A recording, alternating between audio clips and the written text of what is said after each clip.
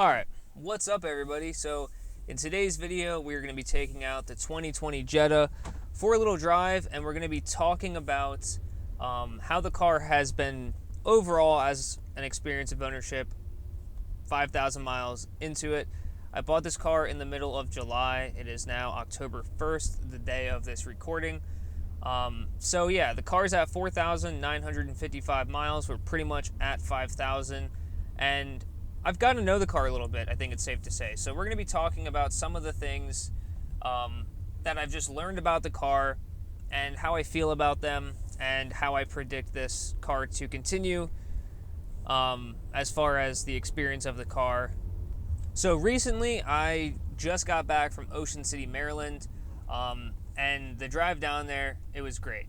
One of my favorite things about this car so far has been the fuel economy. It's absolutely amazing to me just how truly impressive the fuel mileage is in this car, which is one of the reasons why I bought it. And I think a lot of people are considering buying one of these because the R Line specifically comes with a very nice styling, a very modern feeling, nice car, nice interior, but it's extremely fuel efficient, and the price of the car is amazing. So basically, I went to Ocean City, and I always put 87 in my fuel tank, and it only costs on average about $30 to fill up when I just hit Gaslight. And the most I think I've ever spent on fuel was like $36 to fill it up, depending on where I was and how much the fuel cost. But generally, that lasts just under 500 miles to a tank. Currently, since I've gotten back from Ocean City, I filled up when I was about 30 minutes out of Ocean City in Rehoboth Beach. I filled up my tank there, and since then I've driven home. That was on Sunday. Today is Thursday.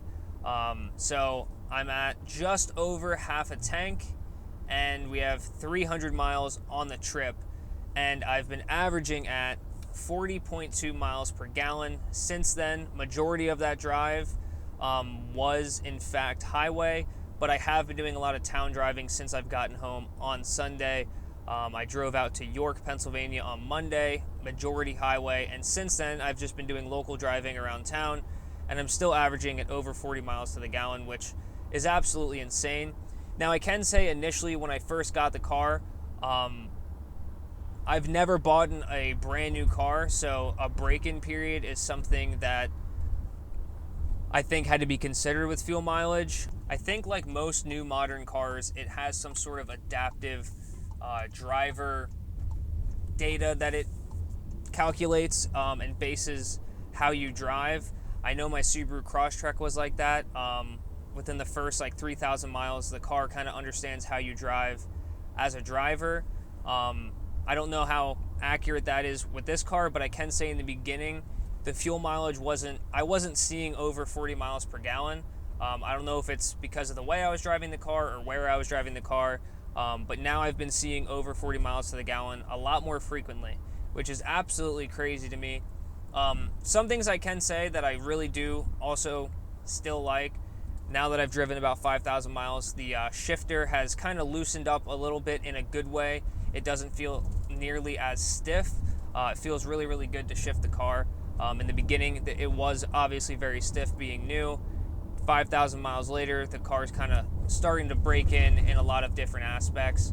The brakes are still great, absolutely amazing. Again, everything's wearing into where it should be. We're approaching our first oil change. They say, you can do 10,000 miles. I'm probably going to get it done here within the next week. So not much over 5,000. I'd like to do it every 5,000 miles. Some of the really nice features I've gotten to use more recently than when I bought the car in July. Obviously, it's getting a little bit colder out. Right now it's 69 degrees, so it's not that bad, but there are those some mornings, some evenings where it drops down to the 50s, sometimes even the high 40s. And I've gotten to use the heated steering wheel, which I absolutely love. I never really, I thought it was cool, but in my head, I never would have bought in a car because of a heated steering wheel or not. I saw that this had it. There's a nice little convenient button over here where you can turn on the heated steering wheel and the heated seat for the driver. and there are 3 settings on the steering wheel and the seat. So something kind of nice to experience. I already can see in the wintertime that being a absolute must. It's going to be hard to go into a car after this that doesn't have that option, because it's not even cold yet and it's already been kind of nice to use. So also with the break-in period, I did notice the car performs a little bit better.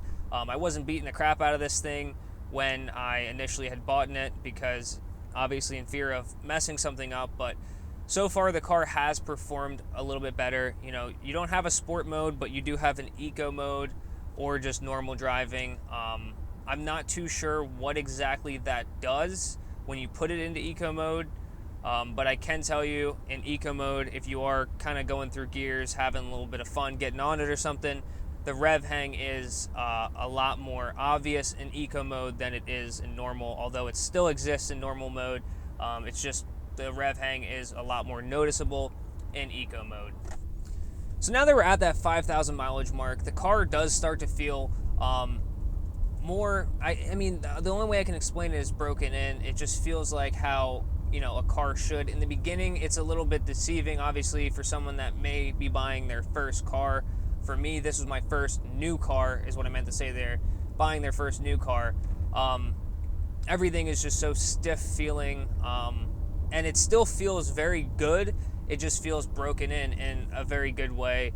Like I said, the car kind of performs a little bit better, and it also has been resulting in better fuel mileage for myself. I do drive a lot of highway, but I also do a lot of local driving around town.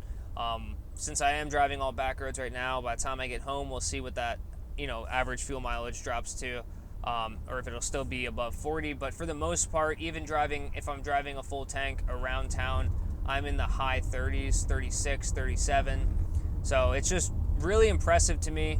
It would have been cool if they, you know, would have made a diesel version of this car, but unfortunately they're not making the diesels anymore. But for a gasoline engine, this thing really gets that fuel mileage. And again, if that's something that you're looking for, I think this is your best bet. As far as performance goes, the car's not extremely slow, but it's definitely not there for performance. I have seen some people tune these, put an exhaust on these. I think ECS makes a really nice intake. I will link a video in the description that shows this intake. It sounds really cool, and it's something I've considered, but I think depending on what kind of vehicle you're looking to buy, for me it was more of fuel economy first, and not so much luxury, but, you know, the interior coming next and the styling coming next, and I landed here. So for me it wasn't performance. If that's something on your list, I would look at the GLI, but this is kind of a cross between the GLI and the base model. You get the, you know, styling to an extent of the GLI, and you get the fuel economy and performance of a base model. And if that's something you're willing to live with and something that sounds cool to you, then maybe this is the car for you, because so far everything has been great. One of the things I can complain about is, I don't know how well you guys are going to be able to hear this, but this actually happened on my Subaru Crosstrek as well. But basically, I don't know if it's I'm assuming it's some sort of bushing. You probably can hear it here when I push in the clutch. I'm pushing in the clutch. I noticed after it rains, I start to get that little squeak when I push in the clutch. It's just something that really bothers me. Like I said, my Subaru did that too, and then as you go through a drier period, it stops to make that noise. I don't know if that's something that you could lubricate or what it is. It just sounds like maybe some sort of bushing is just getting dry. And for me, it's just something that annoys me. But most of the time I have my music up anyway, but that's just something I thought I'd mention. I noticed it didn't do it initially, and then as time went on, it started to make a little bit of a squeaking noise when you push in the clutch. But realistically, I don't have any complaints so far. I'm not saying that won't change. So far, this car has been extremely reliable. The only thing it does a little weird is that squeaking noise, and sometimes when it's raining, you will get a little notification on your dash saying the front sensors have been deactivated, and I've only noticed it when the car when it rains that comes on. It's never come on during daytime or normal weather. It only comes on when it rains, so I don't know exactly what's up with that. Someone else I know who has the same exact car but just in black, they said the same thing happens. So it's one of those things where I really have gotten so used to not having those types of sensors that it doesn't bother me whether it works or not. It's just annoying because a little like hazard light comes on in your dash. But other than that, I've literally had no issues. The car's been great. I love this car, and I totally recommend it to anybody who's looking to possibly buy a newer Volkswagen. I would go with the 2019 or 2020 Jetta R Line. These cars are pretty affordable in my opinion for what they are. I bought this car for $20,000 out the door with 0% financing. Oh yeah, look, there goes a red R Line.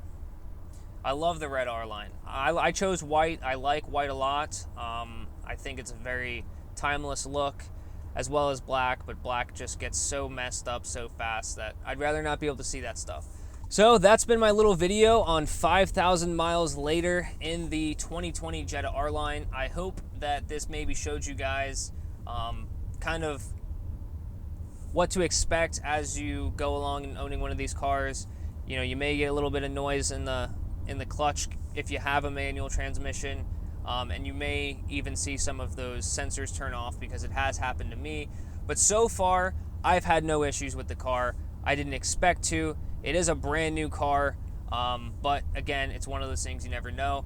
So for anybody that may own a R-Line Jetta, leave some comments below at what mileage you're at and so far how it's been, just out of curiosity, if there's anything I should keep my eye out for or look forward to.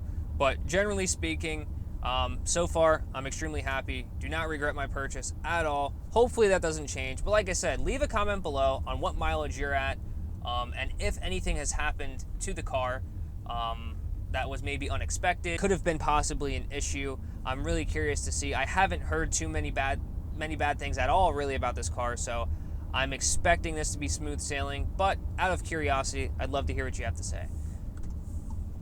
So with that being said, please make sure to hit that subscribe button, turn on notifications so you can stay up to date with new videos. We have an awesome H2O video coming out very soon. Turn on notifications, and the only reason I'm stressing that is because a lot of people don't get notified, and I'm putting a lot of work into this, and I think for anybody that may have attended H2O, you're really going to enjoy this.